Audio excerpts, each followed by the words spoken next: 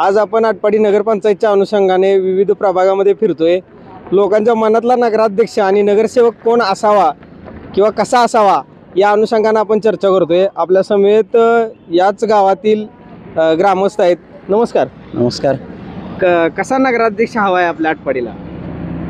आपल्या आटपाडीला कामाचा व आपला नगरसेवक हवा आहे तर रावसाहेब सागर। का रावसाहेब सागर? आज भाजपने एवढ्या चांगल्या सोयी सुविधा लोकांना दिलेल्या आहेत। भारतीय जनता पक्ष केंद्रात आहे, राज्यात आहे, मग रावसाहेब सागर का?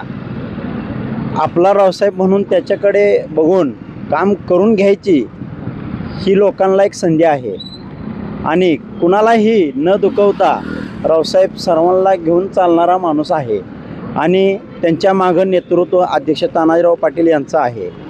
त्यामुळं मला वाटत नाही कुठं अडचण येईल आणि कुठं विकासाला म्हणजे न पाठबळ मिळेल असं वाटत नाही। आणि देशात व आपल्या महाराष्ट्रात भाजप शिवसेना हे सत्ता आहेत, पण तानाजीराव पाटीलच फक्त काम करतात, विरोधक का करत नाहीत? त्यांना निधी देत नाहीत का? नाही, काल गोपीचंद पडळकर सभेमध्ये म्हणाले की आटपाडी तालुक्यामध्ये अन्यायकारक प्रारूप आराखडा आखला गेला आहे। नाही, त्यांचा अभ्यास काय आहे मला माहीत नाही, पण आम्हाला अभ्यास तानाजीराव पाटीलचा आहे। तीर्थक्षेत्र विकास आघाडी आहे तरी देखील तुम्हाला म्हणजे कसं निवडून येतील का तुमचे नगराध्यक्ष? नाही, शेवटी नगराध्यक्षासाठी तेही इच्छुक आहेत, त्यांचा बी प्रयत्न चालू आहे आणि शिवसेनेचे पण उमेदवार आहेत, पण आम्ही समोरच्याला कधी कमी समजणार नाही। ही निवडणूक जनतेच्या हातातली आहे, त्यामुळं त्यांचंही प्रयत्न असणार आहे। कशावर गाजायला पाहिजे असं तुम्हाला वाटतं किंवा काय प्रश्न आहेत आटपाडीचे?